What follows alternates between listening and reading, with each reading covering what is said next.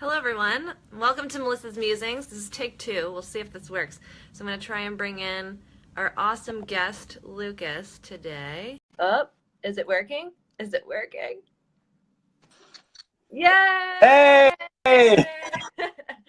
Good morning. Take two works. Thank you, technology. Welcome, my friends. So thank you guys for tuning in.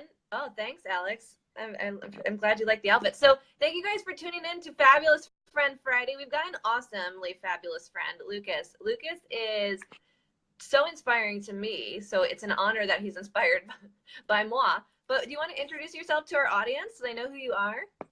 Yeah, sure. Hi, I'm Lucas Mack, and I am a consultant, a business owner, a speaker, author, and someone trying to make a more positive ripple effect in the world every single day.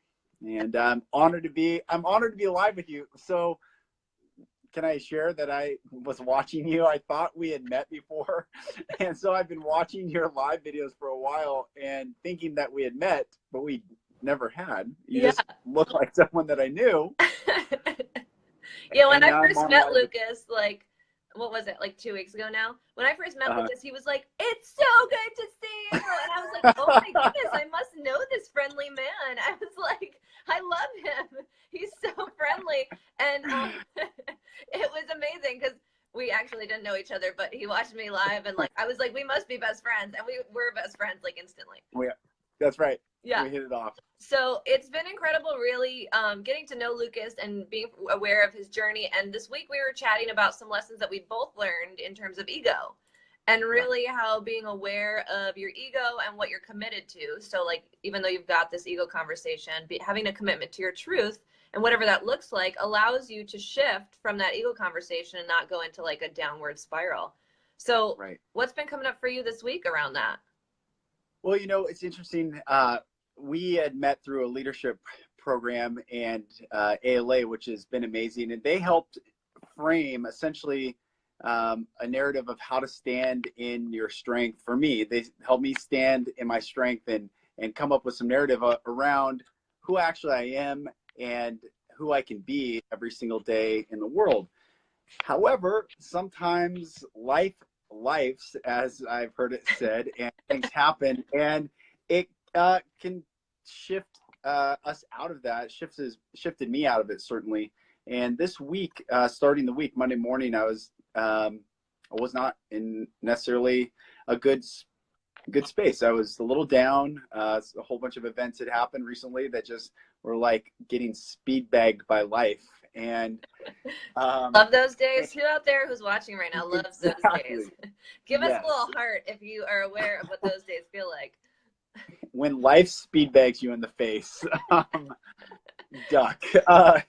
So I was having a rough morning, and instead of reminding myself like with positive affirmation of who I am and who I can be, which has helped in the past shift back into that state of strength, it wasn't working for me. I was trying it. I'm like, come on, I'm this, I have this today, and it just was not working. Yeah.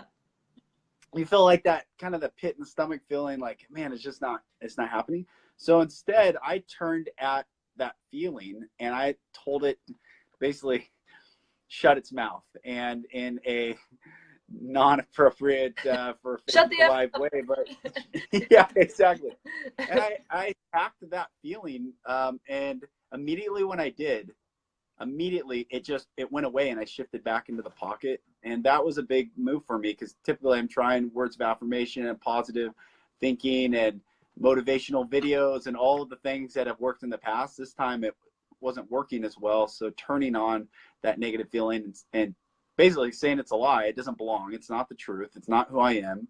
Yeah. It's not who we are when these negative feelings come in. So that's how I was able to shift this week. Absolutely. I love it. And I think there's a lot of testament to what you just said there. Like, I usually do this or this, and this time I had to do this.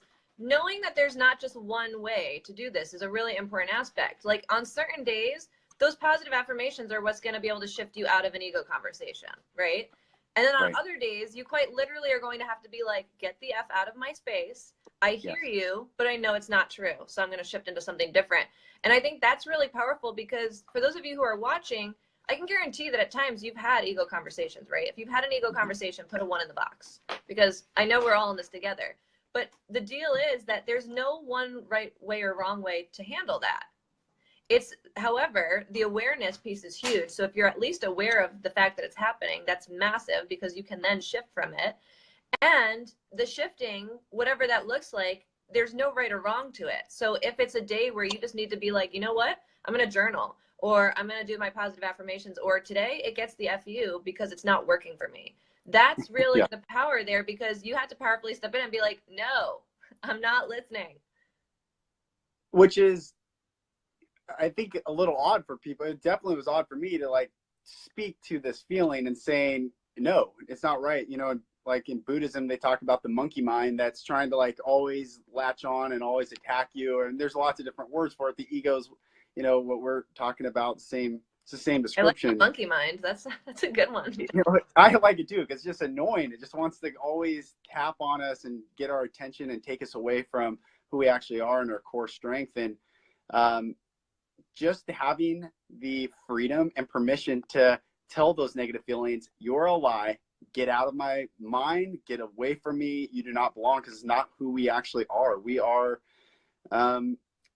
We are good people, and when we have the permission to stand in that goodness, we get to emanate that goodness to the world. But when we allow that ego to just rip at us and tear at us and gnaw at us and essentially poke holes in all the wonderfulness that we can contain, it becomes difficult to operate in positivity. Yeah, super interesting. That was awesome. Thank you. So yeah, you know, this is a really important message. And for anybody out there who's struggling, who is in an ego conversation, who struggles, you know, finding the awareness around that ego conversation, I know you guys know that I'm always available, but Lucas is an awesome motivational speaker. He's writing his 2nd book, so he is full of knowledge too. And, you know, some powerful things about Lucas, he has a really fantastic and interesting background that I absolutely know that he would be more than willing to connect with you on if you're struggling or having an ego conversation. Similar to me, he's done a lot of self-development. So this conversation is one that we get to talk about, Lucas and I, often, because as you guys know, like, the ego never goes away, or that monkey mind, or whatever it is that you want to call it, that voice in your head, the filing cabinet full of shit that I sometimes call it, whatever that looks like for you, you get to be aware of it, and you get to know that that's not your true and authentic self. So when those thoughts of judgment or whatever it is that you're like, that's like a weird thing for me to be thinking right now, that's not actually you that's thinking those really detrimental thoughts. That's like the monkey brain. Right.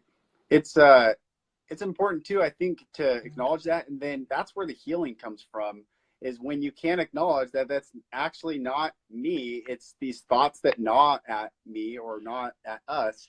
And when we're healthy, we can heal others. But when we're hurt people hurt people.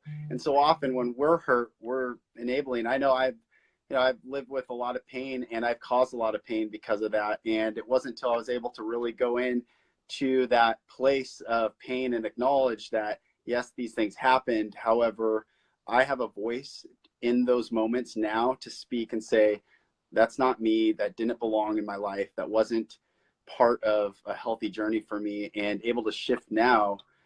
It's been incredible, like incredible healing in my life.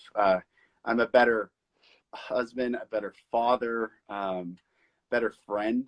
And it's all from going and attacking the ego. Yeah, I love it. Can you tell because I need to shamelessly pitch you because you're amazing, but Lucas is working on his 2nd book right now, and I would love for you to tell the audience what that's going to look like so they can get as excited as I am for it. Oh, thanks. This 2nd book's called The Golden Rule Revolution, and it is essentially what I believe is the only thing that's going to stop hurt people from hurting people, and it's going to bring a lot of healing. There was a German Lutheran pastor who wrote in a concentration camp, who happened to be in the mid-1930s pro the nationalist movement in Germany that was taking place.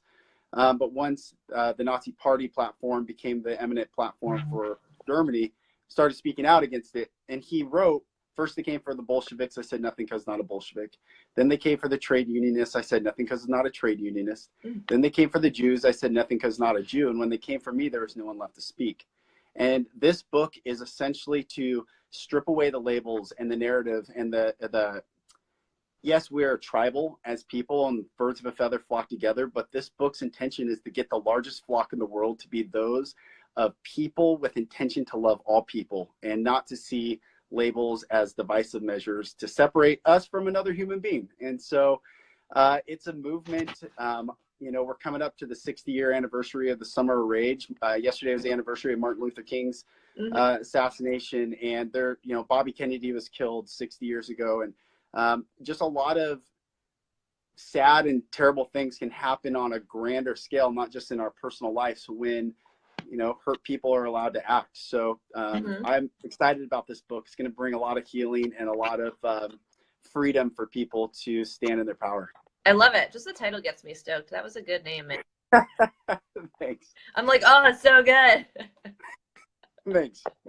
Become a golden rule revolutionary. Yeah, so we are excited for its arrival. Well, thank you guys all for tuning in. There's so many of you watching, which is amazing. Thank you guys for tuning in on your Friday mornings. Marco, thank you for your comments. We'll definitely respond. Cut distractions and toxic people. That's a good word of advice, my friend. Augustino is on here. Yeah, so good to see all of you guys on a beautiful Friday morning. Thank you, Lucas, for gracing us with your fabulous smile and face. My pleasure. Thank you. Thank you. And it's great because I love having you in this space because this is really how we truly bonded as best friends. He was like, yes. Again, like I was like, I must know this man. Like, he's just my best friend already. It's amazing. I came at you like a hurricane. I was like, hey. You were like, it's so good to see you. And I was like, it's so good to see you too. New friend, who are you? I love it. That's how I like to greet all people. No, I'm just kidding. It was only you, Melissa. It was only you. All right, you guys. Hope you have an amazingly fabulous Friday. Hope you accomplish all of your to-dos, goals, hopes and dreams, life. Have fun with the kids this weekend, Lucas. Lucas's wife is entering the training this weekend, so he is holding down the fort with 3 kids and going to have an amazing weekend. I already know. Thank you. Thank Call you. me for I'm excited. support if you need it. All right. All right. Love you guys. Thank you for watching. Bye. Thank you.